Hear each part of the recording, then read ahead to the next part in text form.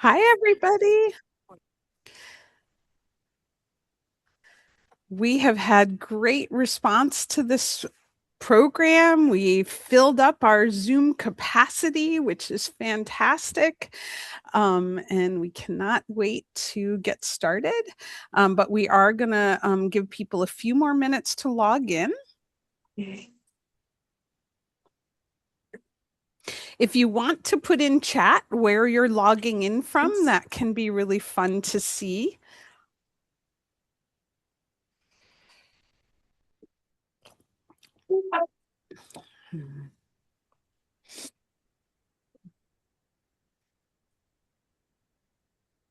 I recognize quite a few names. Mm.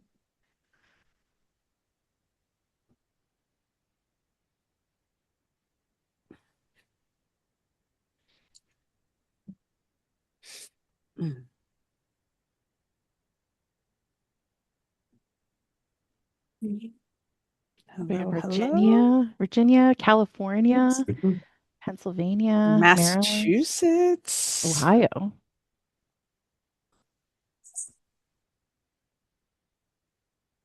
Hi, Lauren. This is Sherry Kess. Hi, Sherry. How are you? I'm fine, thank you. Good. Thanks for joining us today. Oh, this will be great. Good. We're excited to share everything with you. Thank you. Delaware, I see, Lauren. You didn't say that Oh, one out loud. Seattle, New Jersey, Oregon. Sorry. How could I forget Delaware?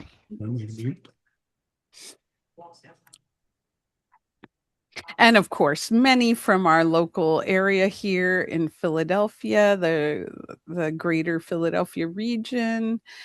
So fun. All right, we have a few more people logging in, so let's just wait another minute or two. Oh, I even see some puppies have joined us. Happy 100th. Thank Thank you. you.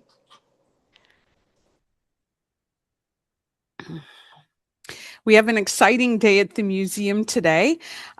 Three big things happening in addition to this program. We are saying goodbye to our Navy exhibit.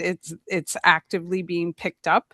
Our next exhibit is starting to be installed today, and we have a podcaster from Sweden who's doing a huge podcast series for 2026. We'll be taping the show here this afternoon. So it really is a huge kickoff day for us here at the museum today. So while I'd like to say I wish you were all here, I'm kind of glad that this was a virtual program because one more thing happening on site today would have been quite something for us.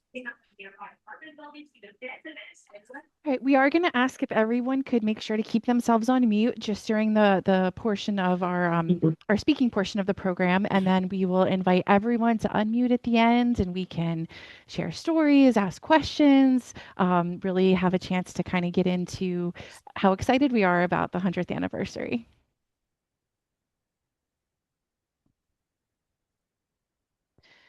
All right, I think we can probably go ahead and get started, Tracy. All right. Well, welcome everyone to the museum's official kickoff program for our centennial year. I'm sure you've all experienced something that was long, long anticipated and talked about for years in advance, and that's what 2026 has been for us at the museum.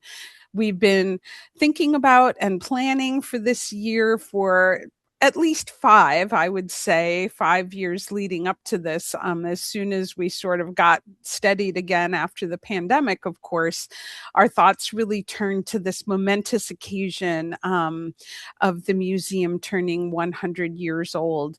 I know you're probably a fan of the museum, and that's why you've joined us. It is such a remarkably interesting and incredible organization with a long and great history. And we're going to delve a little bit into some of that history today. So, who knew that we were part of a film made by the US War Department in the 40s about Swedes in America? And that's what we're going to be sharing with you today. And then after the film, Lauren's going to help contextualize this film and its goals. And, we need to understand that. And then we'll talk to you more about this fabulous centennial year that we're planning, that we really hope will serve kind of as a homecoming for all of the people who have been involved in the museum over the years and know and love it. And so the virtual program series is, of course, really important to us in that way. In that we know that a lot of our fans, members, and former members live across the country and in other countries. And we wanted to make sure that you felt a true part of everything that was going on here this year in Philadelphia. So thank you again for joining us today. And without further ado, I'll turn it over to Lauren. Thank you so much, Tracy. As she mentioned, we are extremely excited about all of our celebrations that we're having this year, but we thought it would be really appropriate to step back in time for this first joining in January as we begin our celebrations. So we wanted, I found this absolutely wonderful film and it discovered it was part of a series called The American Scene. And this first film that we're going to watch today is called Swedes in America, narrated by Ingrid Bergman, and features some of the earliest footage that we've ever seen of the museum, recorded of the museum. And again, following the screening, we'll come back together and we'll discuss a little bit about the history around the propaganda of the piece. All right, so give me 1 second and we'll go ahead and start the film. Make sure that you have your volumes turned up as well.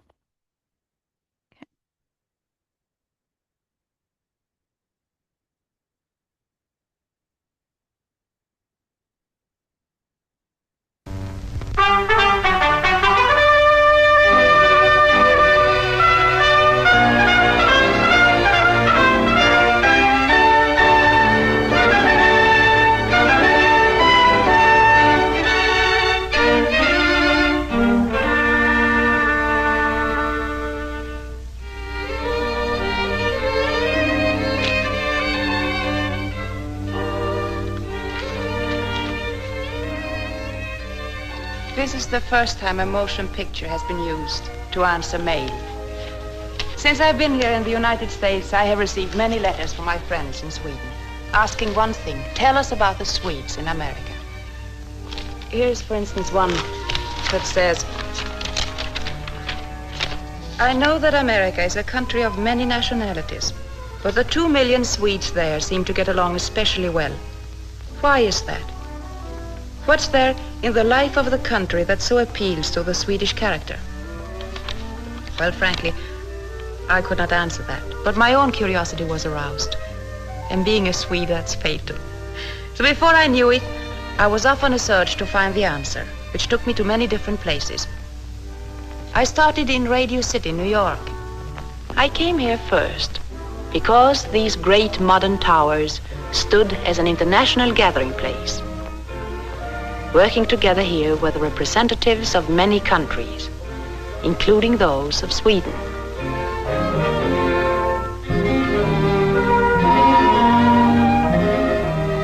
I talked with the people in these shops, with journalists and businessmen from Sweden. I was given an assortment of answers. Down on the skating rink, in the center of these soaring buildings, I found a Swedish-American skating star. Her name was Carrie Lynn. She had one sort of answer. The love of sports, she said. That's what makes the two countries so much alike. Of course, that was true enough.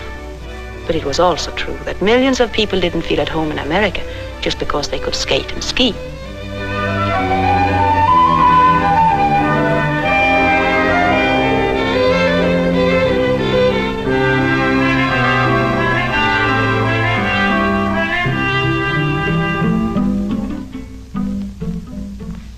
When I visited the Swedish Consul General, he spoke of the sympathy for the rights of others that both people have.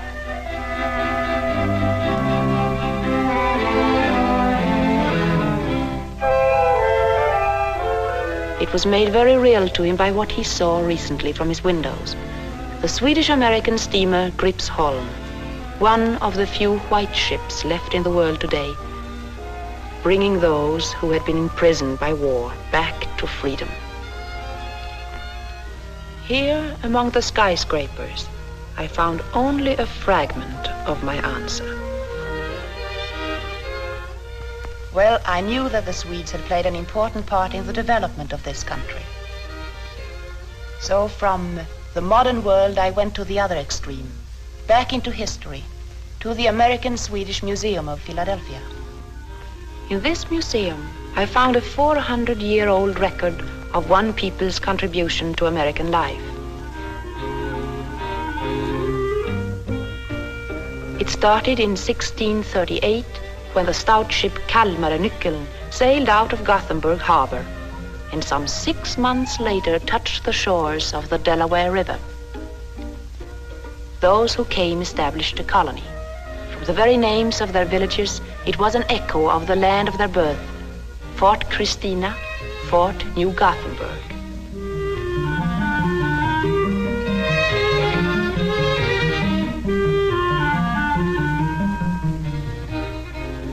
With them, they brought their ways of living. They brought the skills they had developed and their handicraft. The Swedish influence spread until such men as John Morton and John Hansen became founders of the new republic, signers of the Declaration that created the United States of America. And it was another Swede, John Ericsson, who helped preserve these same United States as one country.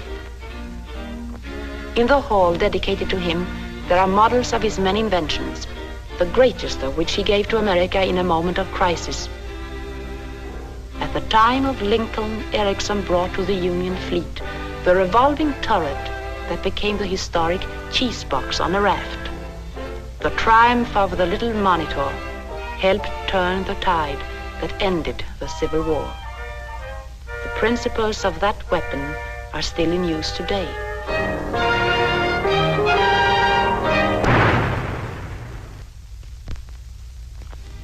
But the room to which I was particularly drawn was the one devoted to Jenny Lind. I know, in a small way, how warm a welcome the American people can extend to an artist. Jenny Lind's visit back in 1850 is still celebrated in books and on the screen.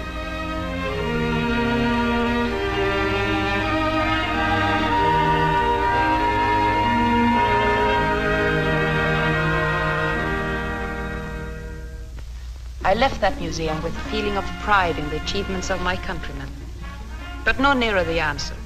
I had to come back from the history of what people had done to find out what they were doing now.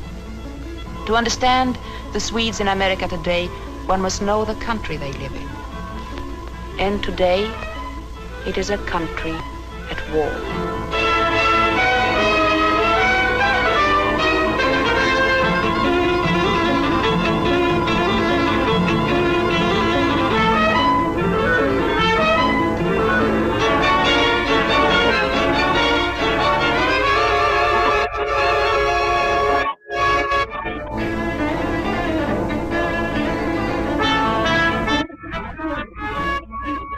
My journey took me from Philadelphia into the West.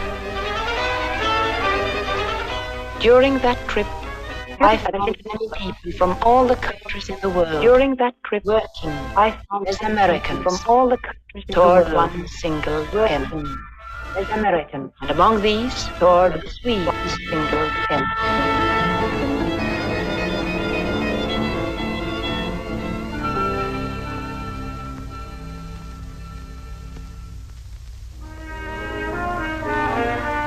I brought my question to Minneapolis, a center of Swedish culture. At the capital, I met Swedes high in the government of the state. They spoke of the opportunity high in the government have here to win positions of trust and responsibility, and with it, a right, if they choose, to retain the customs and the language they had brought with them. In the great schools of the section, the study of Swedish is part of the course.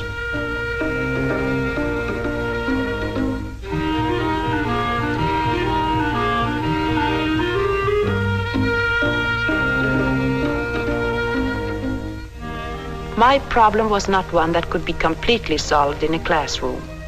But here and everywhere I went, I found clues. One significant clue was the very country of the Northwest through which I traveled. 100 years ago, the great Swedish novelist Ingrid Bergman described its charm. Here, she said, would the Swede find his clear, romantic lakes, the plains of Skåne, and the valleys of Norrland.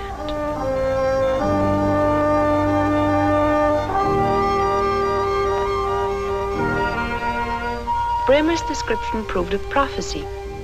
The Swedes came and made this country their own.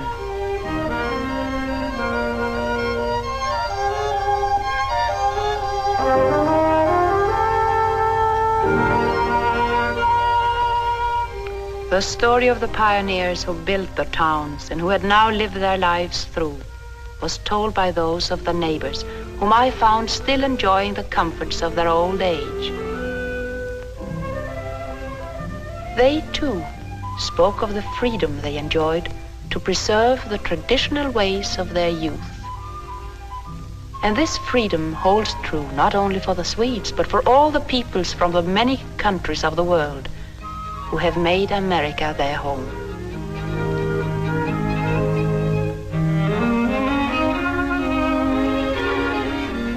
To these freedoms there was a response, a devotion to country. I found an example of it at the Swenson farm that used to be worked by Charles Swenson and his 5 sons. Now 3 of them are gone into the fighting forces of their country. The old folks were particularly proud of their son Raymond. He recently won the Order of the Purple Heart in the Battle of the Coral Sea. When I arrived, I was greeted by one of the 2 sons who are carrying on the work of 5. He told me that the Swenson place was no exception. In all the country around, the women as well as the men were doing more than just one job.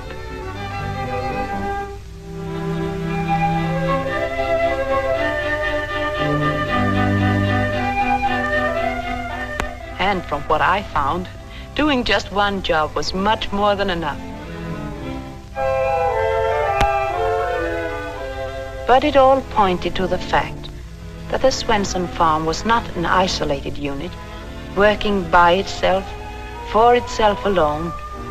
The work here was carried on for the good of a community that stretched from coast to coast.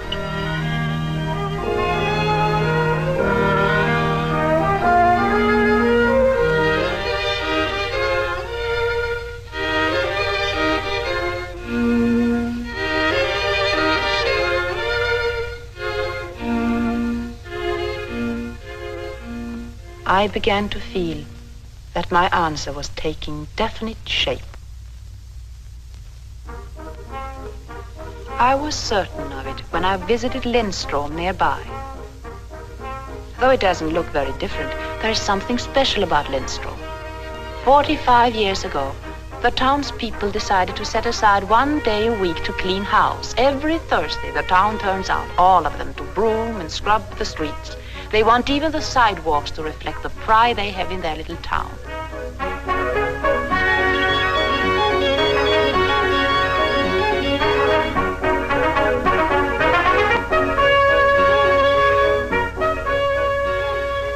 It was a Thursday in midwinter when I arrived, and they were clearing away the remnants of the last snowfall.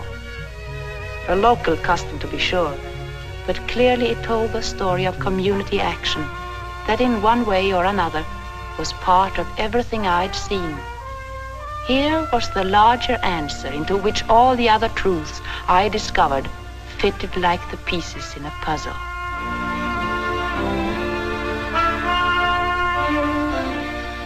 It set me to thinking of what I'd been told by a friend, a great man and a wise one. Carl Sandburg has been hailed by Americans as one of the most profound writers of their country. His biography of Abraham Lincoln stands as the truest picture yet given of that great American president. Sandburg is a Swede and an American who has looked deep in the hearts of both countries. Cooperation, he said. One found it everywhere.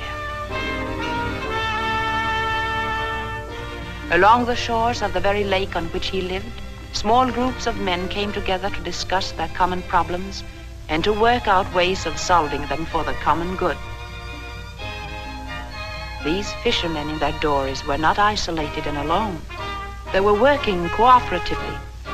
The work of each, fishing, drying nets, packing and shipping, was the work of all.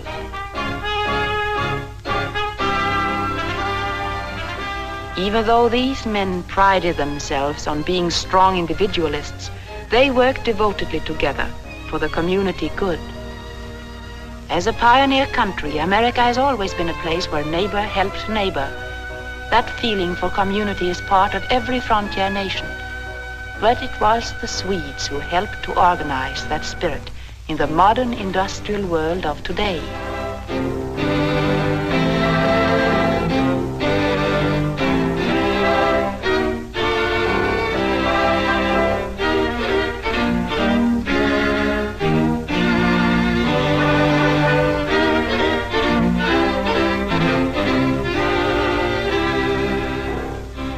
The cooperative idea has spread to every corner of the United States, until the government itself has built such great projects as Boulder Dam and the TVA. Through them, heat, light, power, and water are brought to wider and wider communities under a cooperative system. I had been faced with a question. What was the basis of the deep kinship between Sweden and America? Sandberg put the answer into simple words. It's the respect that both countries have for the right of the individual to be free from want. There is more to all this than the material side. There is a spiritual side, and it reaches its highest expression at Christmas time.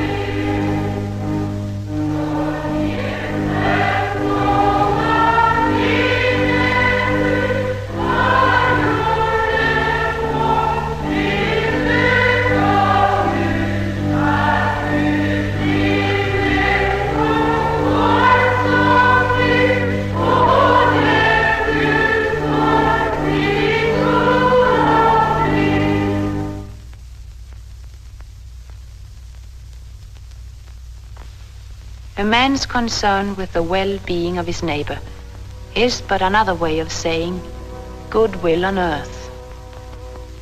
These hymns echo a common understanding that life can be good today and tomorrow still better.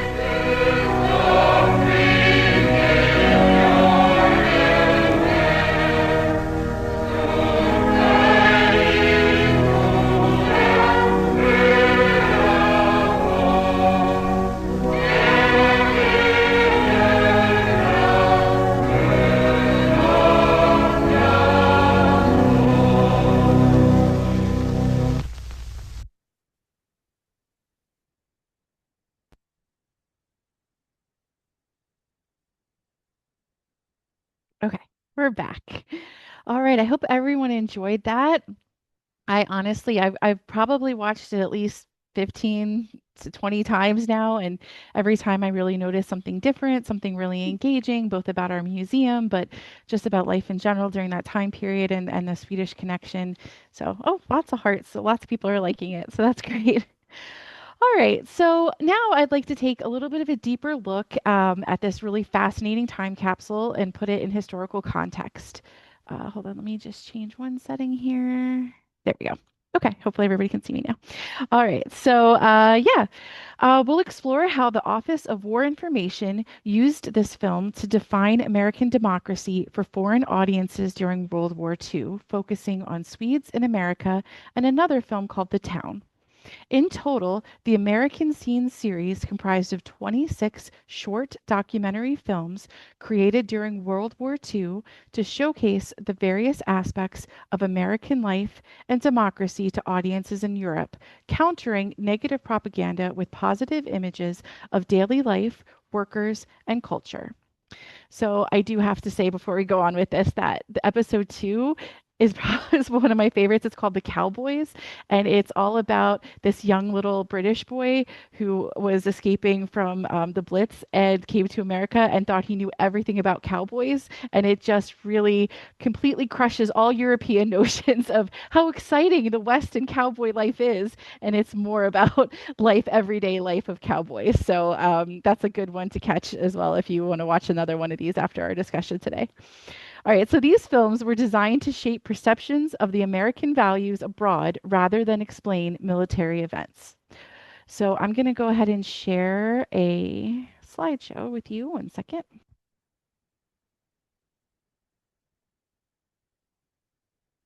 All right. All right, so during World War II, the Office of War Information created the American Scene series not simply to explain the war, but to define what the United States stood for, and to do so not for audiences beyond and to do so for audiences beyond our borders. These films were less about battlefield victories and more about winning trust, legitimacy, and moral authority in the emerging post-war world. These films weren't designed to explain military strategy or rally troops. They were aimed outward at allies, neutral nations, and liberated populations. The OWI wanted to answer the deeper question, what kind of country is the United States and what does it stand for? To understand why these films mattered, we need to take a look at how the OWI approached persuasion itself. OWI officials were acutely aware that aggressive propaganda could breed distrust. Instead of shouting about American greatness, these films adopted a calm, observational tone. The assumption was that democracy could be more persuasive if it appeared natural and unforced. The OWI deliberately rejected the loud accusatory propaganda of World War I. Instead, the American Scene adopted a soft sell approach, presenting American life as calm, familiar, and humane. The message was subtle but strategic. Americans were not ideological crusaders or imperial overlords. They were ordinary people living in functioning democratic communities. Democracy, the film suggests, did not need to be preached. It could be observed in practice. This strategy shaped not just tone, but also the kinds of stories the OWI chose to tell. The OWI deliberately chose places that felt recognizable to European viewers.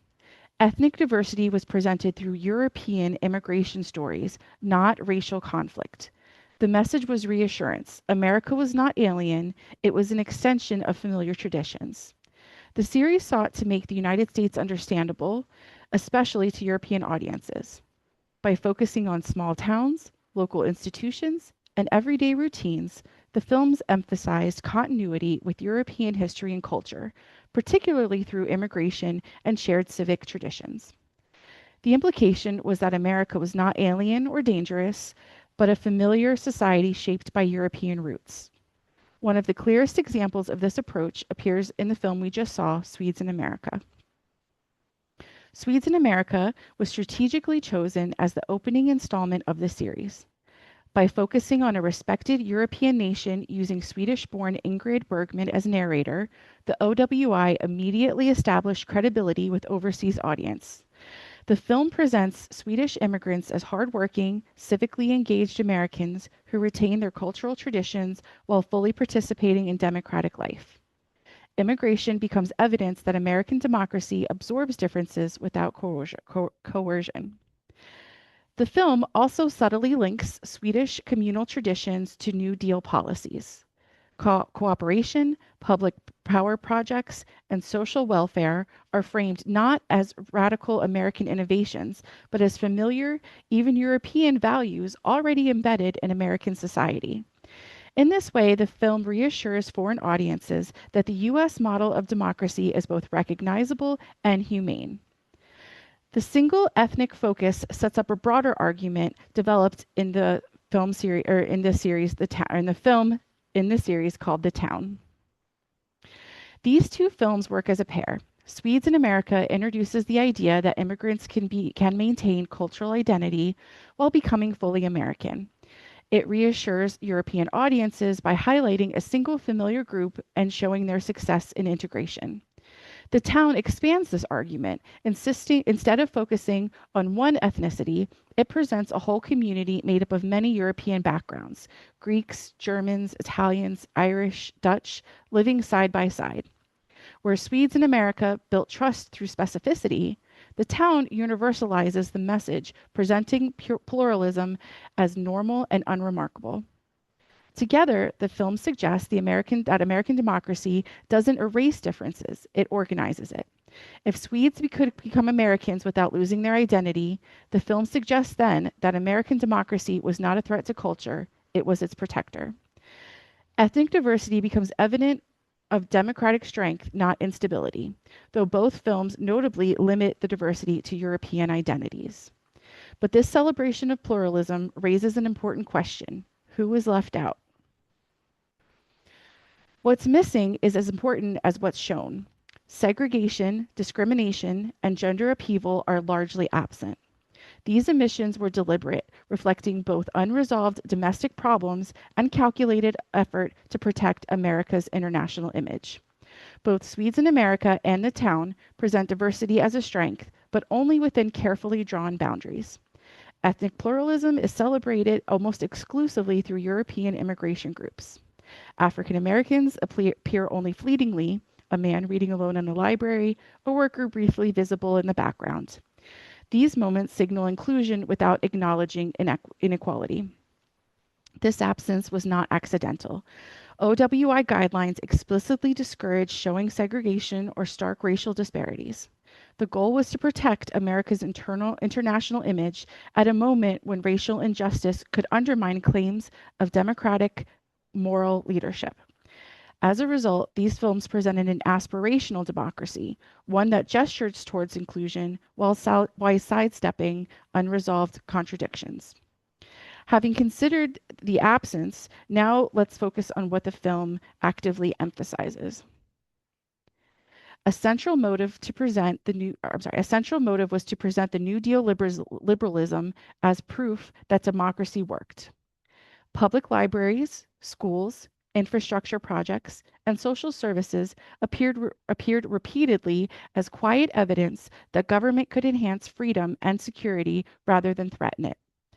These films framed the war as defense of social order that balanced individual liberty with collective responsibility. These everyday scenes also carried a larger ideological message about government. These films quietly exported New Deal ideology. Public libraries, infrastructure, and social investment appeared not as controversial policies, but as common sense.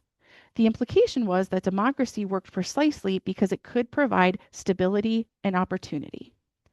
Finally, these films were not just about wartime morale, they were about the future. These films were forward-looking. They implicitly argued that American values should shape the post-war order, not through empire or force, but through example, by demonstrating that democracy could deliver peace, security, and dignity. Bringing these ideas together lead us to the core message of the series. In the end, the American scene was less about war than about identity. It represents moments when the U.S. government consciously partnered with culture to shape global perceptions, using film to argue that democracy was not just worth defending, but worth emulating. These films remind us that cultural diplomacy is as much about narrative as it is about control of ideals. The end. All right.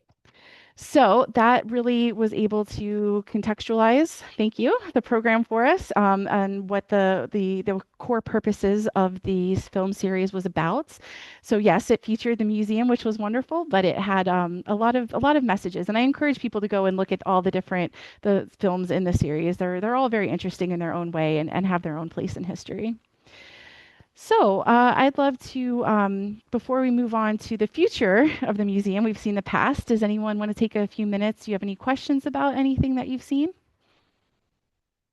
You can find this film on YouTube if you're interested, if you want to go back and rewatch it. It's about 17 minutes long. I wasn't looking at the chats. Were there questions in chats? No questions, but somebody put in a link saying Lindstrom, Minnesota still looks very similar today. Has there been yeah, go ahead. An exhibit about Ingrid Bergman at our museum.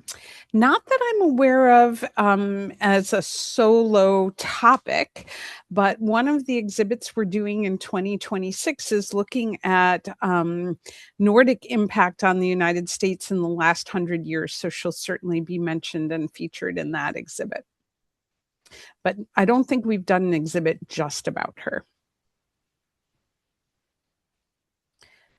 So, Lauren, they're asking where and how were these distributed and shown in Europe? Were they before movies, like as No, they were from 1943 to, I have this written down, it's from 43 to 45. I believe that movies, yes, this was like a little short at the beginning of the movies.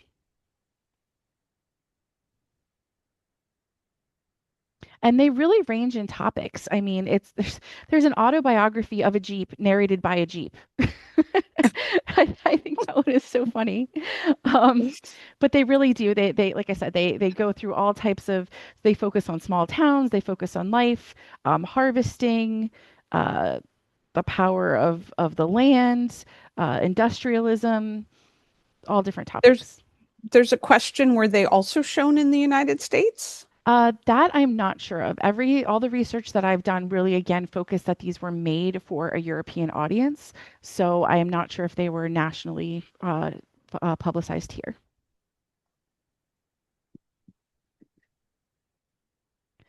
All right. Well, the Swedish families lost 3 of their sons in war. That was hard. Or that was what I heard. Yes. Yeah. Or they were serving in the war. I'm not sure that they had necessarily died in the war, was what I heard. Do you think that Sweden was chosen for this film in an effort to move them away from neutrality during the war?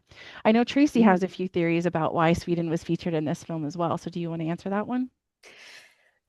I personally think Swedes were chosen because Swedes have long been seen as like an ideal immigrant group to America, in that they were always considered for the better servant jobs. For example, they were seen as acclimating to American culture more easily than some European groups. They held on to their identity, but not too strongly, and were happy to become Americans. So I think that they were really considered an ideal immigrant group. But I think your question, Greg, is also interesting in that it could have been a two-pronged reason that they were chosen. And it seems like we don't know what the series was planned to be, if they were going to highlight other immigrant groups in America, but that's not how the series progressed. So it's an interesting piece that it's a solo, the only one that focuses on a particular immigrant group. So. Great. All right, so we're going to go from the past to the future. Or the present. The present and the future. Yeah. All right. Our curator, Brett Peters, was really, really sorry he couldn't join us today. And I said, Brett, you're going to get to join many, many other of these virtual programs. I know you've probably seen Brett on our programs before, but as I mentioned, as we were logging in, we are actively shipping out the Navy exhibit today and bringing in our next exhibit. So what you're seeing right here is our Centennial logo that we've developed. Extra credit points if you can figure out, and you're not on the ASHM board, so you know the answer. If you can figure out where the inspiration for our Centennial logo design comes from. Anybody have a guess on that? It's actually, we didn't put a picture in the slideshow, but it's the medallions on the museum's front door. We have, I think, like 8 bronze medallions on the front door that have this leafy design. So what we really hope that people will come away from our Centennial celebrations with is this focus on welcome. And our front door is a big part of our welcome and people's impression of the museum. You can go on to the next one, Lauren. So we have 3 special exhibitions that we will be mounting this year, one of which opens next week. So if you want to join us in person, we are opening our exhibit next week. Yeah, you can go forward, Lauren. The first exhibit is called Indivisible Stories of Strength, and it'll be up about 2 months. It is an exhibit of art and interviews with all different people who call Philadelphia home. We are partnering with an organization that serves immigrants to the city called CMAC, and they have a great art making program for these immigrants. And so we are featuring a lot of art from that program, as well as videos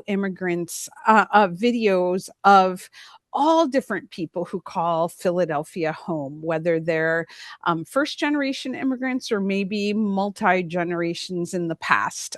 Their family came to settle in Philadelphia. Next. So here you can see some of that art making going on, and they have these great artists that lead these workshops that end up resulting in collages, ceramics, and photography. The next exhibit that we wanted to tell you about today is called A Century in the Making, ASHM at 100. This exhibition, unlike most of our main exhibits that happen in our big changing exhibit gallery, will be happening all throughout the museum's what we would call permanent galleries, the ones that don't change very much. So we'll be adding things to all of those galleries, some of which are things that used to be on display.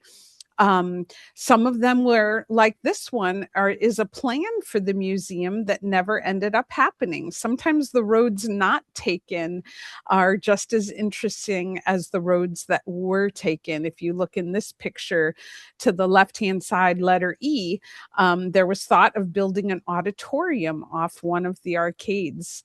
And then I love on the letter D was where all the secretaries were going to have their offices. You know, all those secretaries we have here at the museum need space in an arcade. So we will have, like I said, all kinds of fun documents, but there will also be artifacts out that maybe you've never seen. Several of our galleries have carpets, original carpets that were designed for the rooms that were put away at a certain point in time to preserve them. We'll have a focus on some of the really interesting people, including members of the royal family who have come to the museum over time. But one of my favorites was actually featured in the film. Carl Sandburg, the US poet laureate, did come to the museum and was featured in an auxiliary program, for example. So a lot of things that you may or may not be aware of about the museum's history will be on display during this year. Next, Lauren.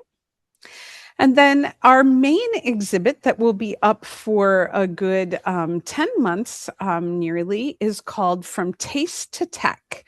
100 Years of Nordic Impact and Innovation.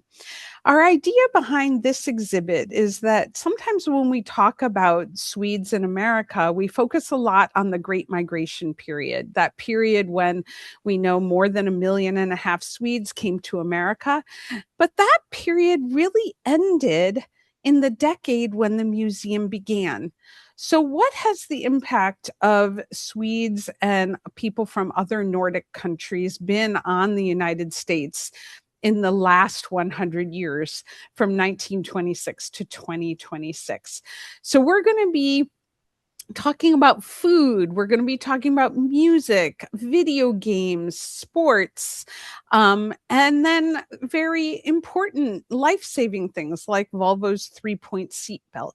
So it's going to be, this exhibit is going to have something for everyone because it's covering politics, architecture, art, music, all of that.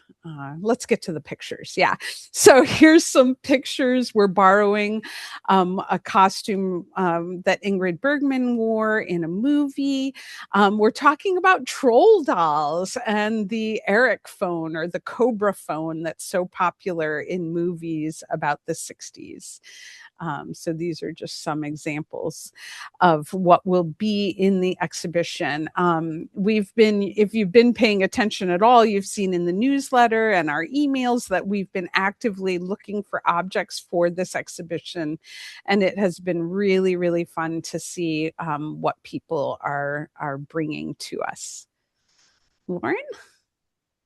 All right, so obviously, with such amazing exhibitions, we're excited about the programming that can go along with them. So, today is the kickoff of our third Thursday virtual programs, and we will be doing them monthly throughout the year. So, these will be programs that will feature a wide range of topics, everything from the new Sweden colony to history about the Queen Christina. Her 400th birthday is this year, so we'll be talking more about her in December. We're going to be trying to do some more virtual field trips, so there'll be a really wide range of programs, and we'll have lectures that go into more detail about the exhibitions that we just saw, especially for people who can't maybe make it here if you're across the country. As Tracy mentioned in the beginning of our program, you are part of our celebration, and we want you to be here, even if it is in virtual format, to experience these wonderful exhibitions that we have. So we'll do exhibition tours and further lectures on those topics. I'm very excited to say that we have a really fun opportunity next month on Valentine's Day, a Meal to Remember live mystery theater experience.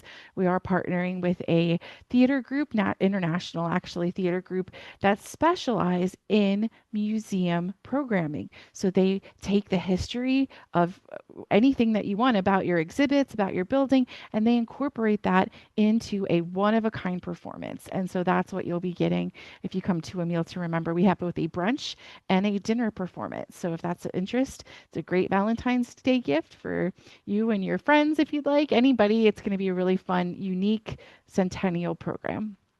And of course, in April, we'll have our Centennial Gala. So this will be the diamond of the year, where we'll all come together and really celebrate the history of the museum in a formal way. We hope to feature a new Nordic cuisine dinner this summer. We'll have it more Hems Lloyd crafting workshops and opportunities. And then in the fall, we'll have a new ASHM Eras dance party. Not Eras as in Taylor Swift, but of course, spanning all of the wonderful eras that the museum has been here. I was particularly struck in the video, looking at people walk down our hallways in the 1943. That the hallways are the same today, but looking at how they're dressed and how they carry themselves and what they're looking at, it's just amazing to think that every single decade since then, people have been exploring the museum. So we're going to celebrate all of those decades together. And in order to experience all of this, we encourage you to stay connected with us. Of course, we have our events page on our website. We're on social media platforms, Facebook, Twitter. It's not Twitter anymore. It's X, Instagram. So we have all of those social media platforms. You can also sign up for our weekly e-newsletter, and that really is the absolute best way to stay connected with us. Additionally, membership is a wonderful way to help support the museum this year, but as a way to stay connected with our paper quarterly newsletters. So yeah, lots of fun opportunities. And if you're not sure which is the best way to how to connect with us, I've already had someone email me this morning to say, can you please add me to your email list manually? I will absolutely do that for you, no problem.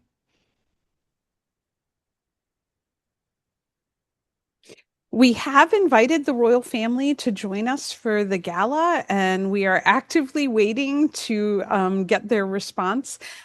So stay tuned for that. We will be putting out official communication and save the dates for that event as soon as we hear back from the royal family about their availability to join us. So we'd like to invite anyone. You can unmute, you can type questions in chat, you can share anything you'd like to share with us about the Centennial, your thoughts. Oh, thank you in the chat for the compliment about the program. I wanted to encourage people. One reason we're doing it on the regular day each month is so that you can put a calendar reminder on if you use a digital calendar, put a calendar event for the third Thursday of every month, and you'll know that the museum's doing something, and you can remind yourself to sign up for it that way. And you might want to sign up early because today's program did completely not sell out because it's free, but we reached max capacity. So we will have recordings available just in case you don't get to see it live, but you can avoid that by signing up early.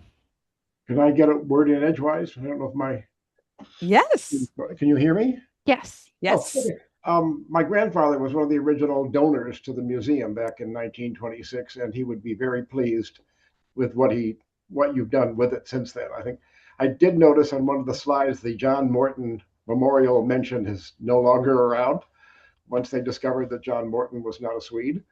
But I think the museum's been doing a great job. I'd like to compliment you all. Thank you. I did recognize your name, like it sounded very familiar, probably because of your grandfather. Yes, John Hanson, who was the president of the Continental Congress, used to be believed to be Swedish American, but it's now been proven he wasn't. So we don't really talk about John Hanson anymore. But our building still is officially named the John Morton Memorial Building, and that's what it says over our front door. There's a lot of interest about John Morton in this semi-quincentennial year. And so I don't know if you heard the lecture that we did. When did we do it? Last spring, about John Morton, but that is available on our YouTube page. That lecturer is also touring the country this year. Compliments of the Finlandia Foundation. He'll be giving talks all over the country about John Morton. So he's really helped me understand the incredible significance of John Morton to American history. Thank you. Mm-hmm.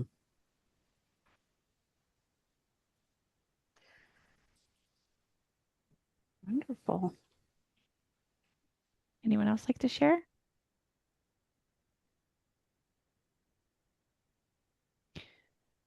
We've stunned everyone into silence. They're just so excited. They're on their phones right now signing up for programs. What do you say after listening to Ingrid Bergman of all people? I mean, she's mesmerizing. It's no wonder she was so popular. She really is.